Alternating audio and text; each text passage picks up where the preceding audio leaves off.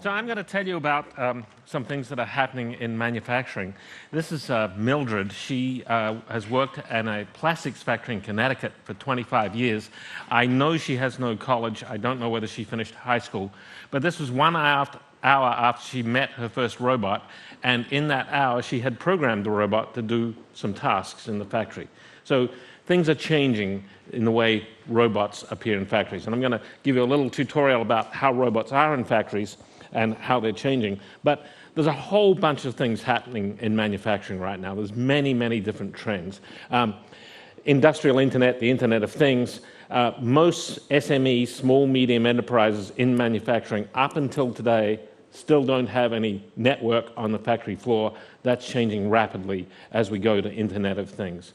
Additive manufacturing, 3D printing, is starting to go mainstream. The new Airbus 350 has 1,000 different components that are 3D printed. GE's jet engines now have their fuel nozzles 3D printed out of metal.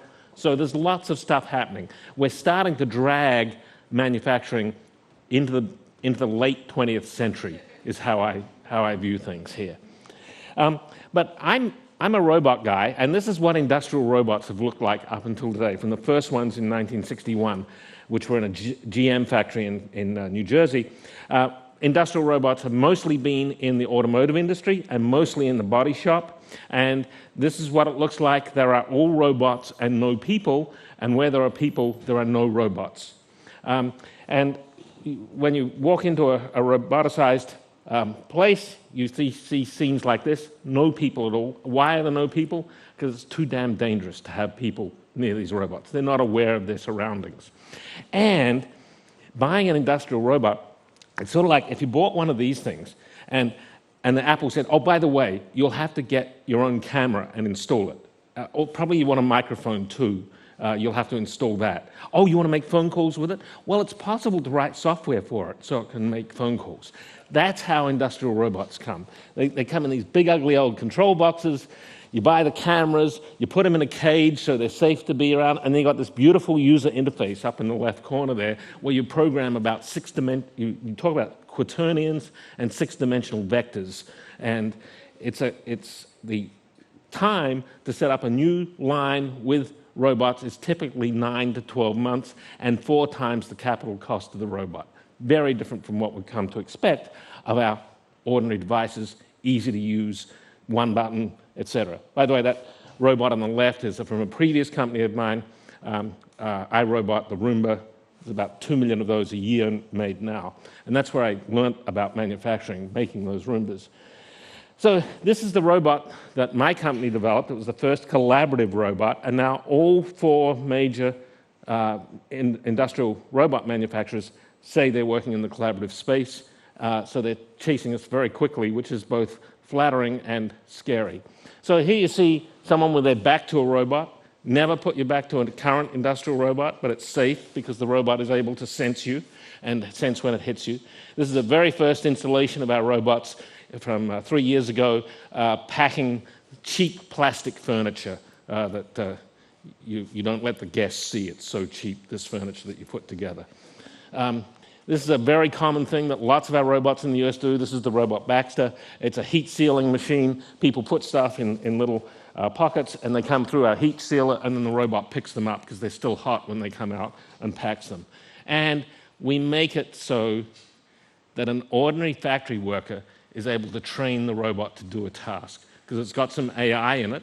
Not sophisticated AI, but just enough AI that we say that it knows what you mean and does what you want, but we also make it so that it's easy to do simple things, but you can do complex things. I'm just going to show you a couple of videos here. This is our new robot. Here's one of our engineers. And the point here is that this robot is sensing force at every joint. When you grab its wrist, it tries to keep 0 force at the end. If it wasn't actively accommodating her, she wouldn't be able to move the robot because she'd be backdriving 7 gearboxes. But it's measuring forces, and that's the key to being safe. And all the manufacturers are now realizing that for smallish robots like this, we don't need to put them in cages anymore. We can have them interacting with people, safe to be around people.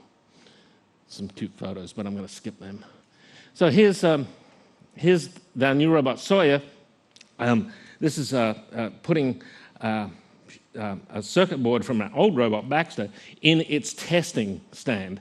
And you see, it's when you put something down on pins like that, you slide it in until you feel a force, you put it down, you feel whether it's seated. Here, the robot's doing the same thing. It's not using precision accuracy, it's using force sensing as a person would. And the great thing about that is that when there's something wrong, it senses that something's wrong. Oh, there's something there. It feels that force. It feels, and then it puts it in there. And this was not programmed, just showed the robot what to do, and the robot was able to do it. And do not try this at home with your industrial robot. I do not recommend this if you want your fingers, but with this new style of robot, they're sensing forces, very small forces, and accommodating. And so they're safe for people to be very close in with the robots and collaborate with the robots. With the robots doing the simple dumb tasks, like put those boards in there, and the person doing the more cognitive things around. This just shows the robot putting a spark plug. This is at a field test a couple of weeks ago in St. Louis, putting a spark plug in an engine block there. Another machine in the actual production line comes and torques it down. Here they move the robot. That would mean weeks of reprogramming for a traditional industrial robot. It missed when it tried that. But you see this little landmark here that's going to say, go check out the workspace. There's a camera on the end of the arm. It's going to go look for that landmark, realize its coordinates relative to the workpiece coordinates. You'll see it show up here. And, yep, that's good. In later versions of the software, it will just do that by itself, although many factory engineers don't want the robot to ever do anything out of the ordinary, but we have that option. And now it knows the local coordinate system. It glances in the direction it's going to move its arm, so people around it are never surprised by a motion. They very quickly pick up on the eyes telling where it's going, and now it puts that in there. It's a really dumb, simple thing. Industrial robots can't do that up till now. So this is what collaborative robots are looking like, and the important thing here is the old guy still hanging around, because this is where robots are going. Robots are going towards elder care over the next 30 years because of demographic inversion in Europe, in North America, in Japan, and even China. And these sorts of safe robots in manufacturing are going to migrate into elder care over time. Thanks very much.